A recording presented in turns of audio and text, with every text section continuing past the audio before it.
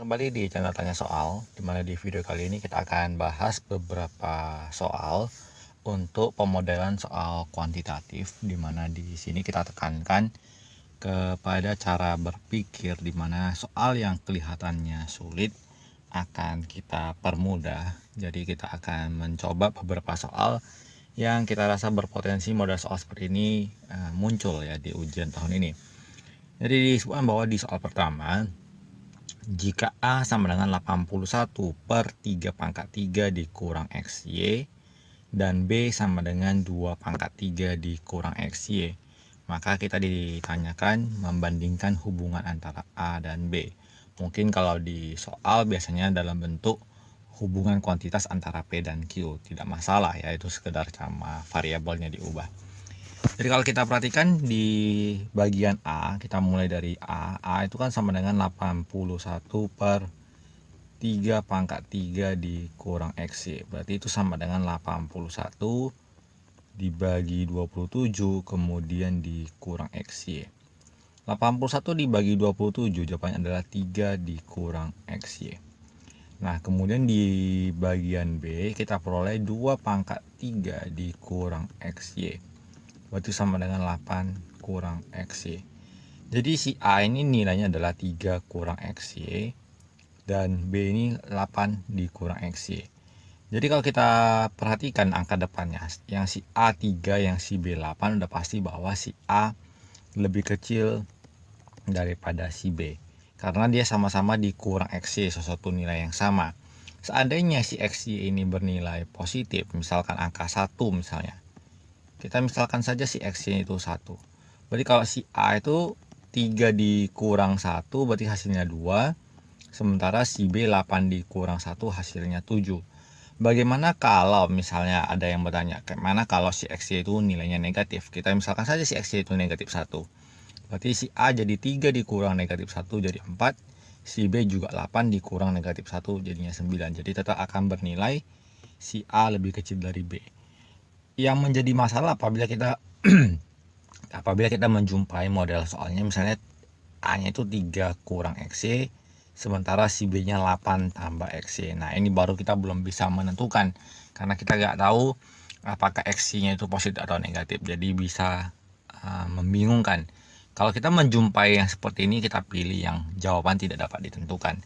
Tetapi kalau dia sama-sama negatif atau sama-sama positif, maka kita pilih jawabannya sesuai dengan angka yang di depan. Jadi angka di depannya adalah 3 kurang XY dengan 8 kurang XY, berarti si A nya lebih kecil dibandingkan si B. Kita coba lanjut ke soal berikut. Jika 3 pangkat X sama dengan 243 dan 4 pangkat Y sama dengan 256. Nah, kita tuliskan bahwa si 3 pangkat X ini sama dengan 243. Berarti 3 pangkat X itu sama dengan 3 pangkat 5. Berarti X-nya itu sama dengan, kita ambil pangkatnya saja, X-nya itu sama dengan 5. Sementara 4 pangkat Y sama dengan 256. Berarti 4 pangkat Y itu sama dengan 4 pangkat 4. Berarti Y-nya sama dengan 4. Dengan demikian sudah jelas bahwa si X-nya itu 5, Y-nya 4. Berarti X-nya lebih besar daripada si Y. Mungkin muncul pertanyaan bagaimana kita bisa menentukan bahwa 243 itu kok bisa jadi 3 pangkat 5 seperti itu. Mungkin kalau yang sudah lupa, kita namanya dengan faktorisasi prima. Jadi kita bagi 3 seperti ini. Jadi 24 dibagi 3 8, 3 sisanya 1. Kita lanjut lagi pembagiannya, bagi 3 jadi 27, bagi 3 jadi 9, bagi 3 jadi 3. Jadi 3-nya ada 1, 2, 3, 4, 5. Makanya ditulis sebagai 3 pangkat 5. Demikian juga yang kita lakukan dengan 256. Jadi kita bagi 4 nanti dapatnya 64, bagi 4 lagi dan seterusnya, nanti kita peroleh bahwa ada 4 kali angka 4-nya. Jadi demikian pembahasan soal yang kedua. Kita coba ke soal berikutnya, menghitung persen, di mana soal-soal tentang persentase ini juga sering muncul dengan beragam variasi. Biasanya soal yang sering muncul di bagian kuantitatif adalah berapakah nilai persen dari angka sekian. Kemudian atau dengan beberapa opsi, misalnya di antara kelima bilangan tersebut manakah yang paling besar, diberikan nilai misalnya 10% dari 36 bagian B, 20% dari 54 dan lainnya. Jadi model-model soal persen seperti ini sering muncul dengan berbagai macam variasi. Yang perlu kita tekankan adalah bagaimana sebenarnya cara kita dalam menghitung soal-soal yang mengandung unsur persen dan juga pecahan. Jadi kalau kita perhatikan soal yang berikut ini 54%, berarti itu sama dengan 54/100. Kita langsung tulis seperti ini. Kemudian dari itu berarti dianggap sebagai kali 10/6 × 3 kita tulis sebagai 666. Nah, dari sini kita langsung main coret saja. Jadi supaya agak berbeda, kita coret gini. Bagi 6 ini jadinya 9, ini bagi 10, ini bagi 10 jadi 10. Kemudian kalau kita perhatikan yang bisa dibagi 6 lagi, kelanjutannya adalah yang ini. Kita bagi 3, ini jadi 2, bagi 3 ini jadi 3, bagi 3 lagi ini 2, ini habis. Berarti jawaban yang di atas adalah tinggal 1 per yang bagian bawah adalah sama dengan 40. Jadi 10 kali 2 kali 2 40. Berarti jawabannya adalah yang di option B. Kita lanjut ke soal berikut. Ya, model soal yang hampir serupa, 54% dari 10/6 ya. Jadi ini jauh lebih gampang karena angka 6-nya cuma satu kali. 54/100 kali 10/6. Bagi 6 jadi 9, ini bagi 10 jadi 10, maka jawabannya langsung 9/10. Jawabannya di option A. Kita lanjut. Apabila A sama dengan 30% dan B sama dengan 2/3, maka hubungan antara A dan B. Jadi kalau membandingkan hubungan antara A dan B dan hanya ada satu unsur seperti ini, 30%, kita misalkan A-nya itu 30%, berarti 30/100. Sementara si B-nya itu adalah 2/3. Cara untuk membandingkan nilai pecahan adalah kita kali silang. Jadi 3-nya kita kalikan ke atas kemari. 3 dikali 30 menjadi 90. Kemudian 100-nya dikali 2 kemari jadi 200. Jadi kita anggap bahwa si A itu nilainya setara dengan 90. Si B itu setara dengan 900. Jadi dengan demikian kalau A-nya 90, B-nya 200, berarti A-nya lebih kecil dibandingkan si B. Maka kita pilih jawabannya adalah option C. Sebagai soal latihan kita berikan beberapa soal. Yang pertama adalah membandingkan nilai A dan B. Bagaimana kalau A-nya sama dengan 2/5 dan B-nya sama dengan 30%. Apakah hubungan antara A dan B? Kemudian soal yang kedua, membandingkan nilai pecahan. Kita misalkan A itu sama dengan 20% dari 36 dan B-nya itu sama dengan 36% dari 20. Apakah hubungan antara A dan B? Untuk membuat 3 potong kain dibutuhkan 16 gulung benang. Jika 8 gulung benang harganya 72.000, harga produksi satu potong kain adalah berapa rupiah? Kalau kita perhatikan ini perbandingannya ada dua, yaitu perbandingan antara perbandingan antara jumlah kain dengan gulungan benang, kemudian perbandingan antara gulungan benang dengan harganya. Di sini disebutkan bahwa 3 potong kain tersebut butuhnya 16 gulung benang. Jadi perbandingannya adalah perbandingan senilai, di mana kalau jumlah kain yang kita produksi lebih banyak, tentunya kita membutuhkan bahan baku benangnya juga lebih banyak. Karena perbandingan senilai, kita tempatkan posisinya juga dalam perbandingan yang sama. Jadi 3 potong kain butuhnya 16 gulung benang. Di sini yang ditanyakan adalah untuk satu potong kain. Kita perlu gulungannya berapa? Kita kali silang, berarti 3 dikalikan N akan sama dengan 1 kali 16, maka N-nya sama dengan 16/3. Salah satu saran yang saya bisa sampaikan adalah ketika menghadapi soal-soal yang ada pecahannya ini, jangan kamu bagi. Jadi jangan dibagi menjadi 5,33 seperti itu. Nanti ketika dikali silang lagi justru semakin repot. Jadi biarkan saja jawabannya dalam bentuk 16/3. Kita lanjutkan perbandingannya dengan perbandingan yang kedua, yaitu perbandingan antara gulungan benang dengan harganya. Ini juga perbandingannya adalah perbandingan senilai, karena kalau kita membeli sesuatu barang, ketika jumlah barangnya semakin banyak, tentunya harganya juga semakin mahal. Jadi jumlah naik, harga juga naik. Berarti perbandingan juga adalah perbandingan senilai. Jadi 8 gulung benang itu harganya 72.000. Jadi kalau jumlah benang yang digunakan adalah 16/3. Ini harganya berapa? Kita anggap H. Kita kali silang lagi. 8H sama dengan 16/3 kali 72.000. Dan di sini kita gunakan coret-coret saja. Ini bagi 8, ini bagi 8, sisanya angkanya 2. Berarti H sama dengan sisanya 2/3 kali 72.000. 72 dibagi 3 itu 24. 24 kali 2 berarti 48.000. Jadi jawabannya adalah option B. Jadi dua saran saya adalah menghadapi soal-soal perbandingan tersebut, kita analogikan dulu, kita pikirkan dulu apakah ini perbandingannya senilai ataukah ini perbandingannya berbalik nilai. Kemudian ketika mendapatkan jawaban pecahan, upayakan jangan dikomakan, karena nanti kalau di sini kita misalkan tadi kita buat jadi koma, jadi 8/5,3 sama dengan 72 per H. Justru makin repot kalinya karena kita mengalihkan 5,33 kali 72.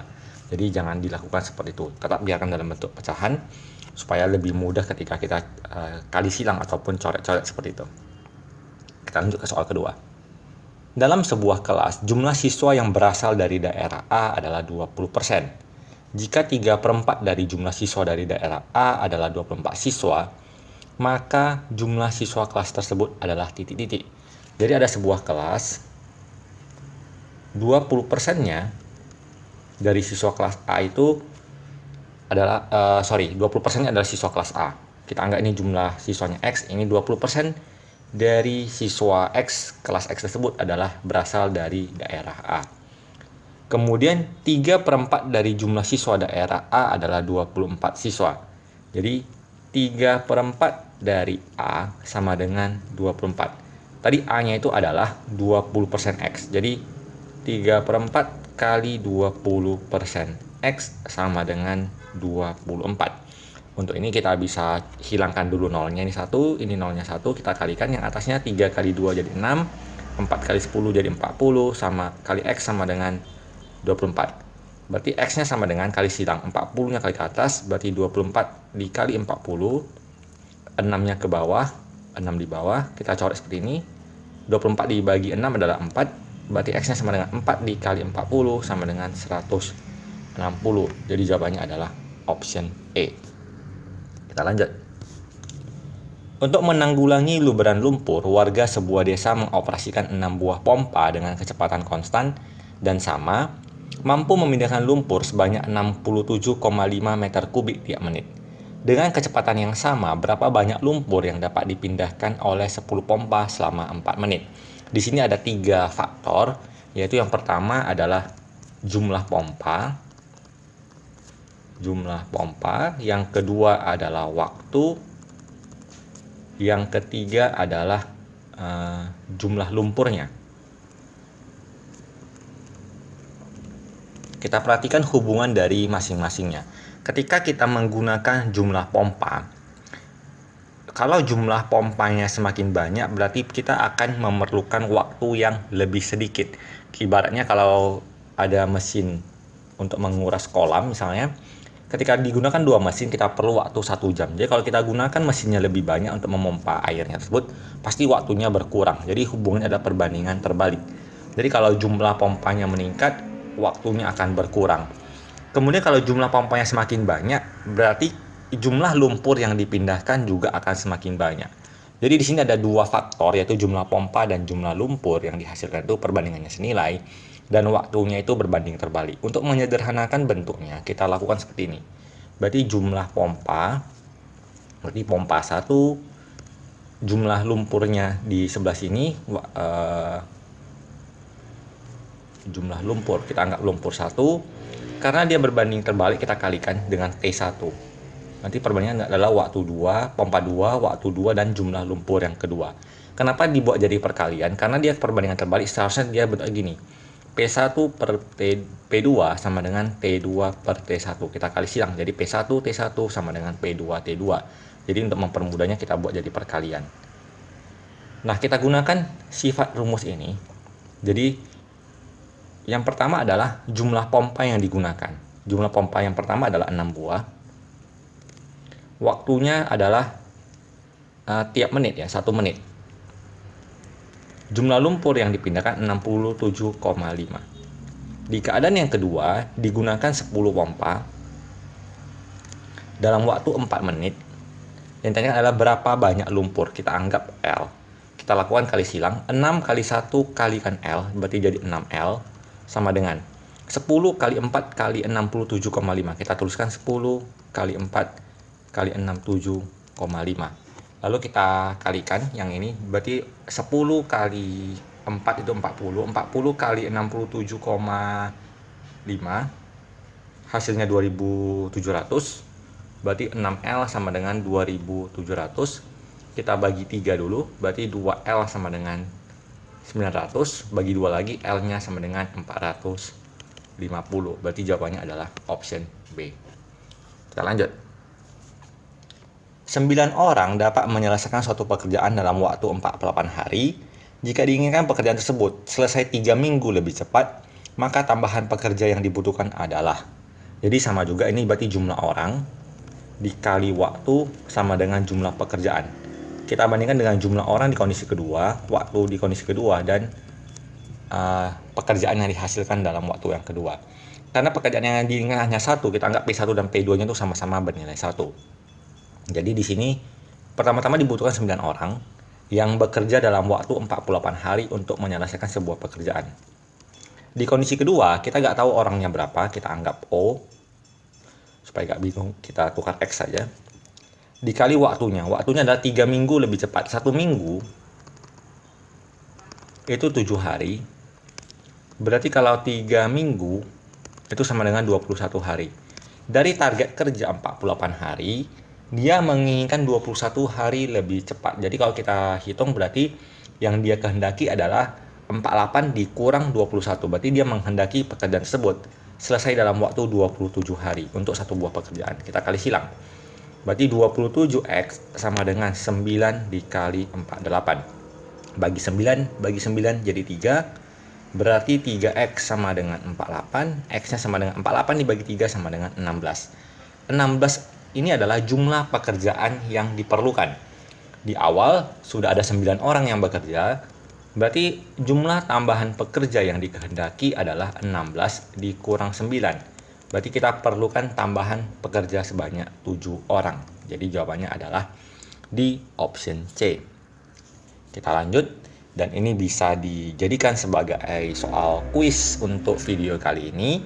Soalnya adalah pembuatan pos ronda dapat dikerjakan oleh 8 orang dalam waktu 15 hari. Jika terdapat 3 orang yang izin, berapa tambahan waktu yang diperlukan untuk menyelesaikan pembuatan pos ronda? Silakan dikerjakan dan jawab di kolom komentar. Nanti kalau ada yang kurang dipahami, bisa kita diskusikan bersama di kolom komentar. Akhir kata, kalau kamu suka dengan video kali ini, dukung kita dengan memberikan tombol like agar kita tahu bahwa konten kita kamu sukai. Dan juga semoga video ini bisa bermanfaat bagi kalian. Sampai jumpa di video selanjutnya.